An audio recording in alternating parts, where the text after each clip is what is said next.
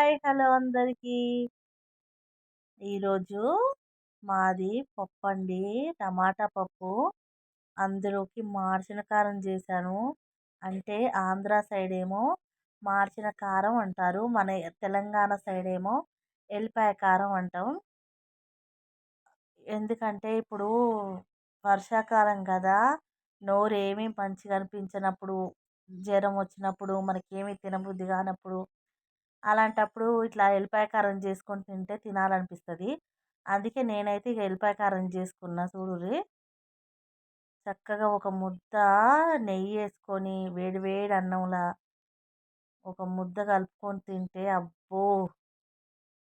సూపర్‌గున్నది. అందులోకి నేను egg fry చేసుకున్నాను. ఒక 4 ముద్దలు ఎల్లిపాయ కారంతోటి తింటే అబ్బా! సూపర్‌గున్నది. నేనైతే ఫస్ట్ ఒక 4 ముద్దలు పచ్చడే గానీ, ఎల్లిపాయ కారమే గానీ, మామిడికాయ పచ్చడి, టమాటా పచ్చడి, ఇట్లా నిమ్మకాయ పచ్చడి ఏదైనా సరే, ఒక్క 4 ముద్దలు ముందు వేడి వేడి అన్నంలో పచ్చడితో తినాల్సిందే.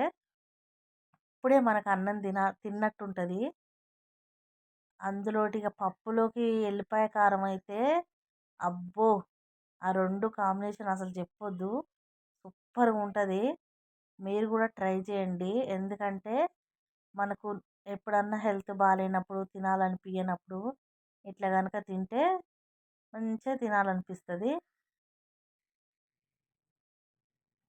ఇంకా కొన్ని మనం ఇంట్లోనే తయారు చేసుకుంటే చాలా మంచిది. ఎందుకంటే బయట ఎల్లిపాయ కారం పొడులు ఇప్పుడు దొరుకుతున్నాయి గానీ, ఆ పొడులు అసలు ఏం బాగోవు. మన ఇంట్లో మన చేతులతో మనం కొంచెం జేసుకున్నామంటే మనకవి ఎన్ని రోజులో ఉంటది. ఒక 5, 6 రోజులు అట్లా. అలా ఇంట్లోనే ఏదైనా సరే బయట కొనుక్కొని తినకండి. ఇంట్లోనే మీకు చేతనైనంత వరకు ఇంట్లోనే చేసుకోండి. ప్లీజ్ సబ్స్క్రైబ్ చేసుకోండి. షేర్ చేయండి. లైక్ చేయండి. ప్లీజ్.